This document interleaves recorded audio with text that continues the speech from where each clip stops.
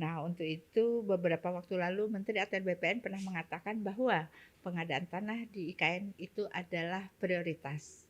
Nah, Mbak Dirjen dalam hal ini adalah Dirjen Pengadaan Tanah. Apa perannya Mbak Dirjen dalam pengadaan tanah di lokasi IKN ini?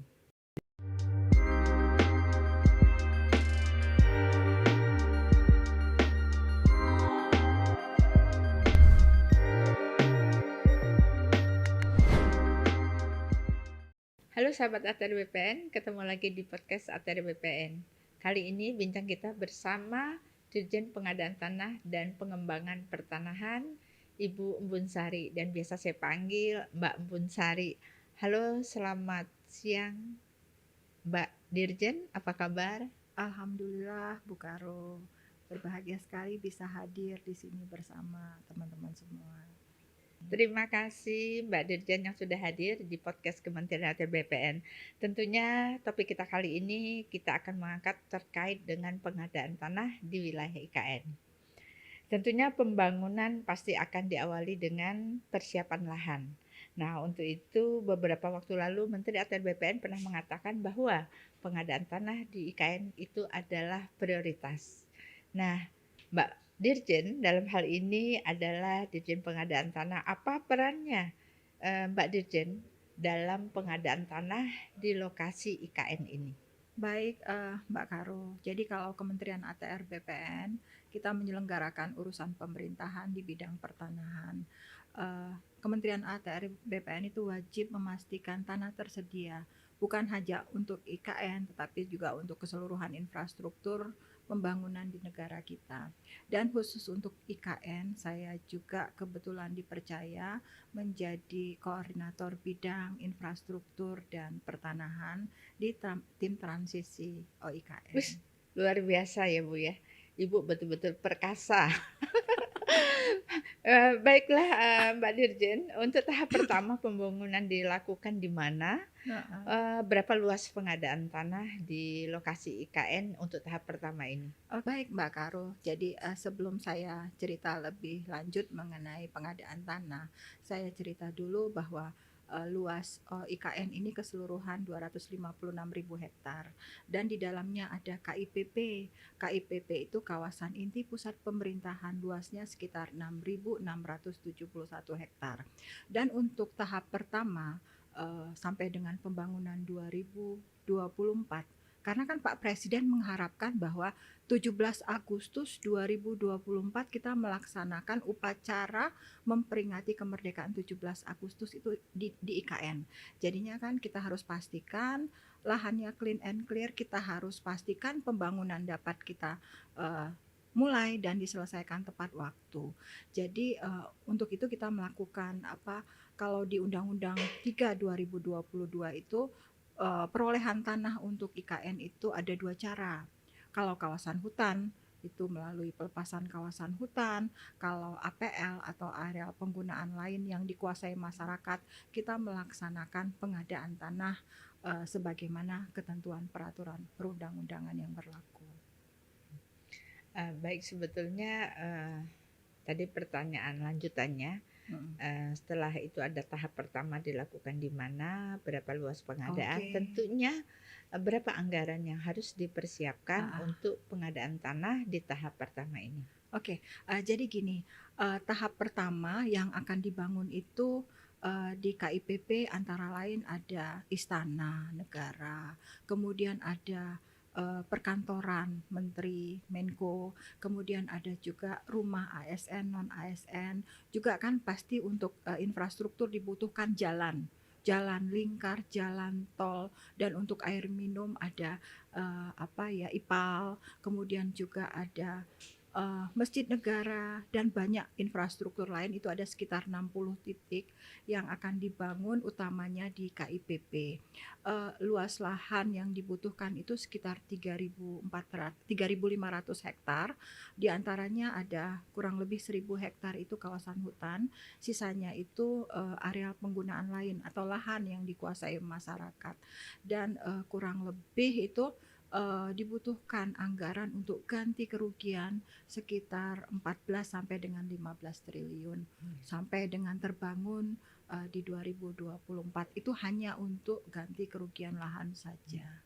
Tadi Mbak Dirjen mengatakan bahwa pengadaan tanah tahap pertama ini kurang lebih 3.500 hektar. Iya. Nah, dari 3.500 hektar itu 1.000 adalah kawasan hutan. Iya. Berarti ada APL-nya sekitar 2.500. Iya.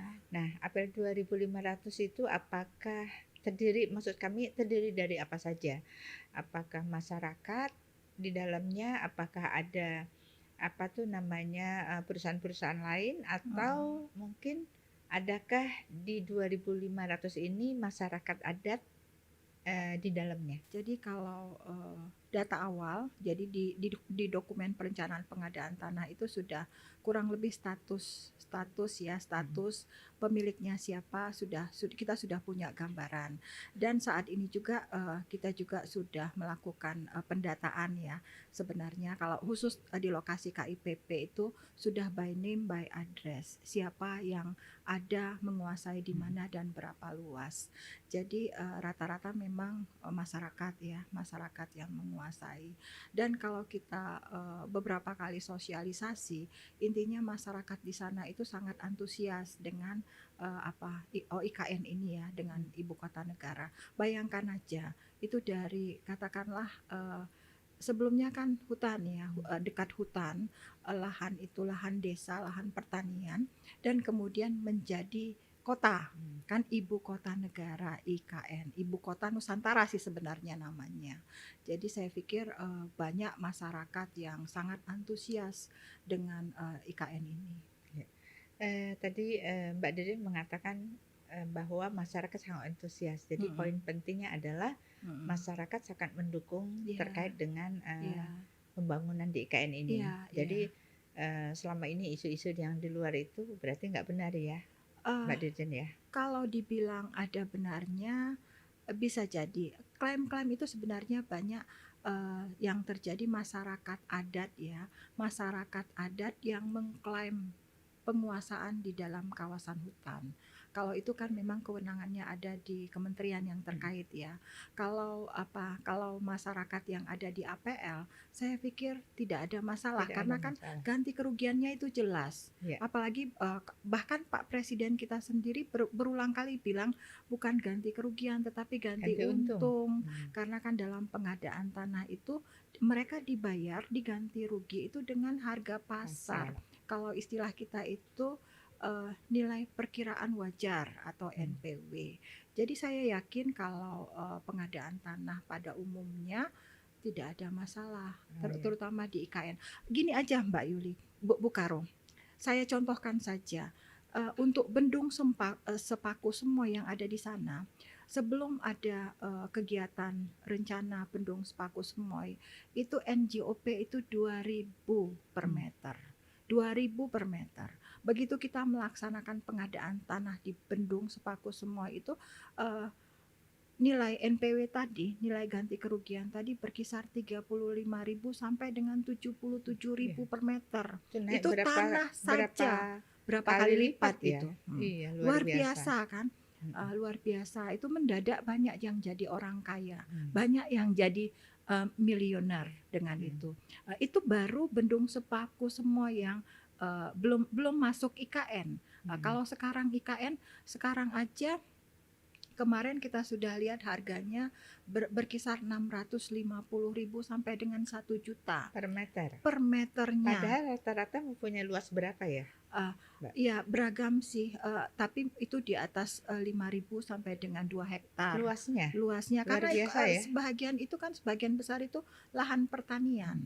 Lahan pertanian di Penajam Pasir Utara itu sebagian besar lahan pertanian. Akan tetapi memang kalau sudah mengarah ke Balikpapan ya sudah lebih masif ya penggunaannya. Baik, berarti yang kita tangkap di sini adalah bahwa masyarakat senang, masyarakat mendukung, di mana ganti rugi ini adalah ganti untung ya. Jadi pengadaan tanah ini memberikan harga yang cukup baik lah untuk, penggantian dari, negara. Nah, dalam pelaksanaan sosialisasi kemarin, apakah 100% masyarakatnya itu tidak ada yang protes, 100% menerima ganti rugi dalam bentuk uang? Apakah ada masyarakat yang, mungkin tidak mau dipindahkan atau masyarakatnya ingin dipindahkan dengan, di lahan yang lain yang, harus disiapkan oleh, pemerintah, Mhm. seperti apa? Oke, Bu Karo. Jadi, kalau kita bilang 100% setuju ya rasanya hampir tidak mungkin ya. Makanya kan Undang-Undang 2 2012 itu kan untuk mengantisipasi. Hmm. Mengantisipasi bahwa memang ada, beberapa pihak yang tidak setuju. Jadinya kan masyarakat kita ini mohon maaf lah kalau saya sedikit, nyeleneh dan bercanda. Jadi kalau sudah dapat, 500 sudah harga Pengennya? bagus pengennya 1.000. Kalau dikasih 1.000 kenapa enggak sejuta Iya. sekalian? Jadinya kan memang, ada satu 2 masyarakat kita yang, mohon mohon maaf kalau bahasa saya agak kasar kurang-kurangan. Eee, tapi kembali lagi kalau di pengadaan tanah itu kan bentuk ganti kerugian itu bisa uang, bisa tanah pengganti, bisa juga, relokasi dibangunkan kembali rumah atau juga bisa bentuk lain yang Hmm. disepakati. Dalam hal ini juga kita bisa mengantisipasi. Misalnya warga tetap ingin relokasi atau dapat, tanah pengganti, itu kita kita coba akan siapkan tanah pengganti, kita carikan lokasi yang nggak jauh-jauh dari IKN. Misalnya ingin tetap menjadi warganya IKN, jadi bisa. Makanya, kembali lagi, yang terpenting adalah, yang terpokok adalah bagaimana kita sosialisasi. Kalau di pengadaan tanah itu nanti ada konsultasi publik ya, yang kita kenal konsultasi publik, dan itu kita akan menyampaikan tujuan daripada pengadaan tanah ini ke masyarakat dan lokasi-lokasi mana yang akan terkena nantinya. Ternyata sudah banyak yang dilakukan di lapangan ya, Mbak Dirjen. Mhm, Nah, kira-kira, pada saat, pelaksanaan di lapangan dalam proses pengadaan tanah ini, mhm. apa kendala-kendala yang dihadapi, oleh tim, pengadaan tanah? Ya, yang pertama adalah yang kami lakukan adalah menyatukan persepsi ya. Karena, ini hal yang baru, bukan hanya untuk masyarakat, tetapi juga kita selaku pelaksana. Dan dalam pengadaan tanah itu kan banyak yang terkait. Yang utama di sini adalah, pertama harus dipastikan dulu rencana induknya bagaimana, rincian rencana induknya di mana. Setelah itu pasti, kalau istilahnya adalah RDTR-nya, di mana mau bangun apa dan berapa luas. Kan kita harus, siapa, kalau di tahapan pengadaan tanah itu kan ada 4 tahapan kan. Sebelum masuk ke pelaksanaan atau kita ATR BPN itu turun, kan ada dulu perencanaan, harus disiapkan dulu dokumen perencanaan pengadaan tanah. Dan kalau berdasarkan undang-undang, dokumen ini harus disiapkan oleh Pemrakarsa. Pemrakarsa adalah, instansi yang membutuhkan tanah, bukan ATR BPN. Kemudian juga selanjutnya persiapan. Persiapan ini mulai dari verifikasi dokumen perencanaan pengadaan tanah tadi, sampai konsultasi publik, kan menyampaikan ke publik sampai dengan, keluar kesepakatan publik dan penlok, itu dilaksanakan oleh pemerintah daerah. Kalau dalam, IKN, berarti kan itu Otorita otorita. IKN. Nah, hal-hal itu kan juga bukan hanya masyarakat, berarti kita juga harus mensosialisasikan ke semua yang terkait. Juga harus dipastikan juga anggarannya ada apa tidak. Kalau masyarakat nggak dibayar, di mana sih yang mau masyarakat kehilangan tanahnya tidak dibayar? Karena ajas pengadaan tanah itu adalah ajas keadilan, masyarakat menyerahkan tanahnya dengan ganti kerugian yang layak dan adil. Jadi saya pikir, berproses kalau dibilang susah-susah banget, enggak, toh jalan. Iya, Dokumen perencanaan pengadaan tanah toh sekarang sudah bisa dikatakan sudah final, dan mungkin minggu-minggu depan kita sudah konsultasi publik. bebas. Mudah-mudahan tidak ada masalah. Dan lagi satu kelebihan daripada, Undang-Undang 3 2022 dan juga Perpres 65 yang khusus untuk tanahnya IKN, banyak keleluasaan dalam hal pengadaan tanah. Jadi, kalau memang dimungkinkan B2B, ya B2B. Tetapi kalau tidak dimungkinkan B2B karena ada penolakan, ya kita harus tempuh dengan Undang-Undang 2 2012. Baik, kalau demikian berarti pengadaan tanah di IKN ini sudah sampai kepada tahapan untuk konsultasi publik, Ya, ya. Kalau segera. gitu, menurut Mbak Dirjen, kira-kira kapan pengadaan tanah ini selesai? Karena Heeh. tadi, sebelumnya sudah disampaikan bahwa tahun 2024 Presiden ingin mengadakan, pelaksanaan, 17 Agustus di lokasi IKN. Ya, baik, Mbak Karo. Jadi, saya, sebelum menjawab mungkin lari kemana-mana dulu ya. Jadi kalau di Undang-Undang 3 2022, Undang-Undang IKN itu kita mengenal ada 4P. 4P itu persiapan, pembangunan, pemindahan, dan penyelenggaraan. Jadi persiapan oke, rasanya sudah relatif matang banget. Kemudian pembangunan kita sudah mulai kok. Ada beberapa seperti misalnya Jalan Lingkar, finalisasi Bendung Sepaku Semoy, intake air minum itu sudah jalan. Dan Agustus ini banyak lelang yang sudah juga ada pemenangnya, konstruksi ya, pembangunan. Jadi karena utamanya pertama adalah saya belum cerita kalau KIPP itu sekitar 87% adalah kawasan hutan. Itu yang disebut dengan relatif clean and clear, tinggal menunggu pelepasan. Dan sebenarnya sebelum pelepasan juga kalau konstruksi berjalan ya boleh-boleh saja dengan izin daripada kementerian terkait ya. Karena kan sudah banyak nih lelang yang selesai, berarti kan harus jalan pembangunannya sambil paralel kita menyiapkan pengadaan tanah, karena itu hanya di sebelah selatan ya, yang APL di sebelah timur laut ya, di sebelah timur laut yang terkena pembangunan infrastruktur yang di APL. Jadi kalau yang di APL dan di KIPP itu relatif saya pikir tidak ada masalah, karena walaupun konsultasi publik ini akan mungkin insya Allah minggu depan kita laksanakan, tetapi kita sudah punya sebenarnya data inventnya by name by address yang tadi saya sebutkan. Jadi begitu sudah konsultasi publik, sudah kesepakatan publik, saya berharap itu tidak lama, tidak membutuhkan waktu lama. Kemudian penlok, begitu penlok jadi kalau di undang-undang untuk ident invent itu 30 hari, tetapi kan kalau lihat jumlah bidangnya ada dan data kita sudah relatif lengkap, itu tidak memakan 30 hari harusnya. Dan appraisal setelah itu. Dan juga saya pikir kami di OIKN itu sudah melakukan MOU juga dengan MAPI. MAPI ini masyarakat asosiasi penilai Indonesia yang kita kan nilai itu ditetapkan oleh penilai ya, jasa penilai asosiasinya MAPI. Kita sudah koordinasi intens. Jadi saya pikir insya Allah semuanya dapat berjalan dengan segera, dan sebelum akhir tahun diharapkan sudah beres. Sudah selesai. Berarti dari penjelasan tadi bahwa pelaksanaan pengadaan tanah di IKN sampai saat ini berjalan sesuai dengan time schedule kita. Time schedule-nya ya. Nah, sudah itu sampai saat ini juga belum ada pengadaan tanah yang kita bayar karena baru batas inventarisasi, dan mungkin minggu depan baru masuk ke konsultasi publik, baru nanti ada penilaian dan tahapan-tahapan selanjutnya. Nah, paling cepat kira-kira kapan pelaksanaan pembayaran?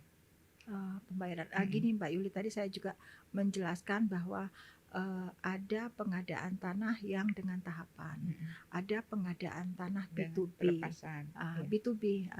B2B. Jadi misalnya jalan lingkar yang dibuat itu ya, jalan lingkar yang dibuat itu kan dari dalam kawasan hutan. Jadi kalau nemu lahan masyarakat kecil-kecil kan, namanya jalan lingkar kan, kalau masuk ke APL nemu lahan masyarakat itu kita ukur, kita appraisal, langsung dibayarkan. Jadi ada juga yang sudah B2B, tetapi yang besarnya nanti baru dengan tahapan.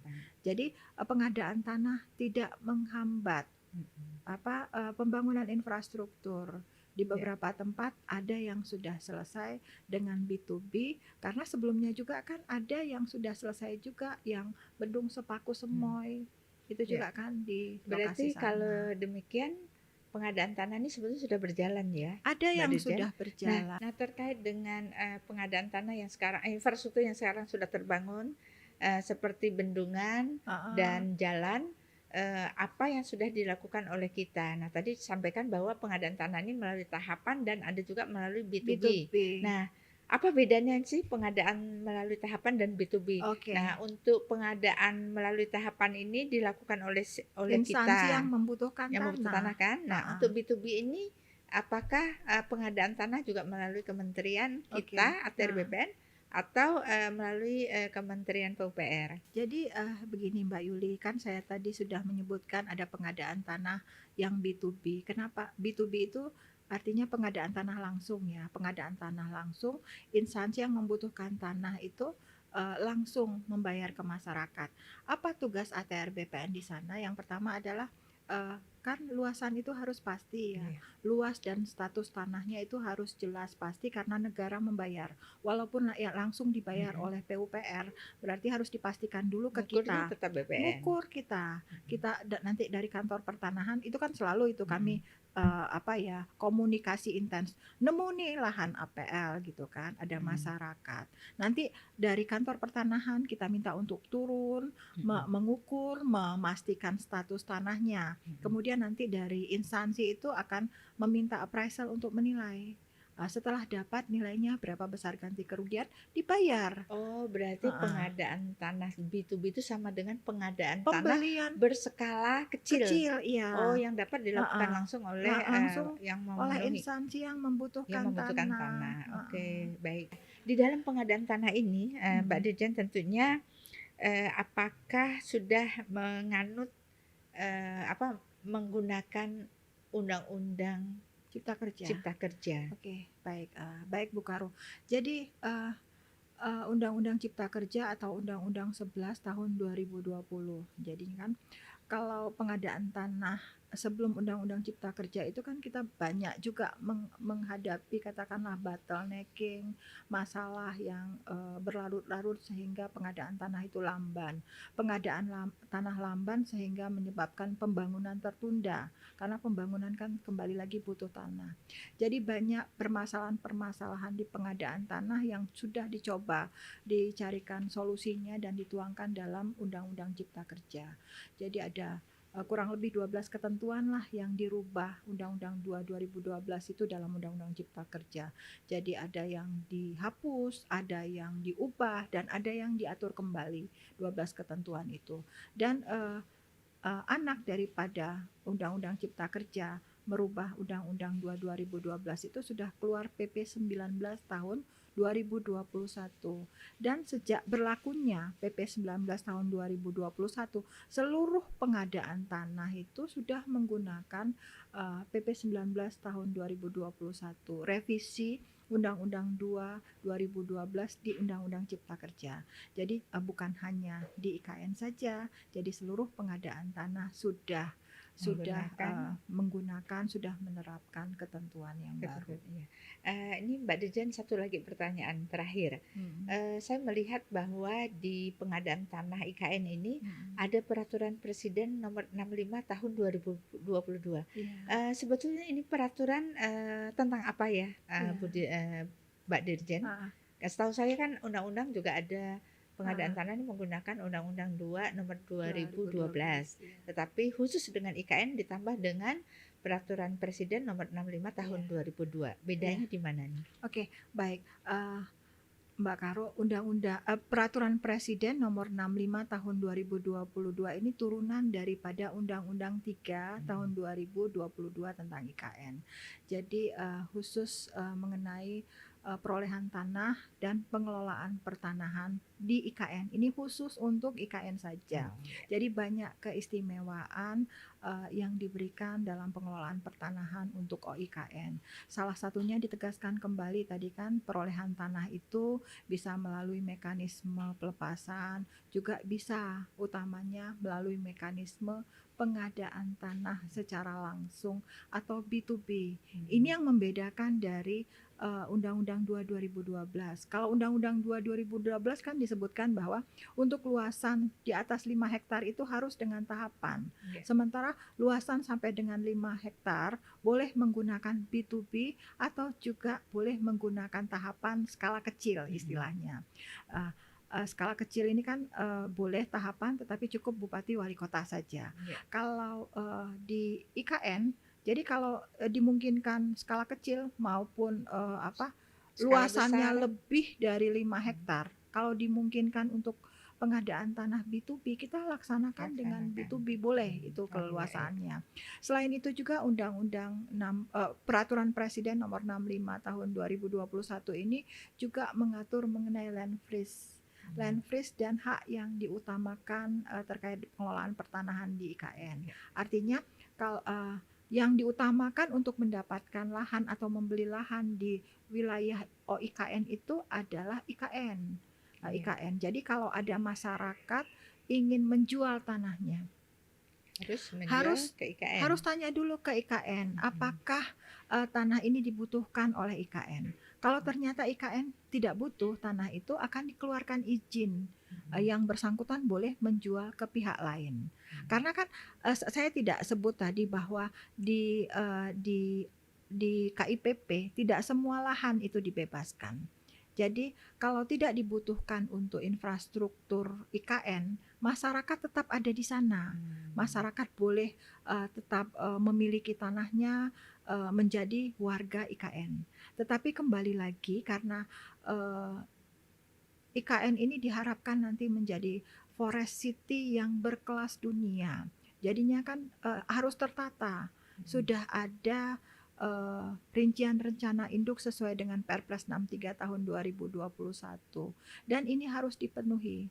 Jadi masyarakat kepemilikan tanah di sana itu harus direvitalisasi. Nanti teman-teman dari konsolidasi tanah akan turun. Jadi ditata. Jadi bukan dipindahkan tetapi ditata agar sesuai dengan RDTR-nya OIKN.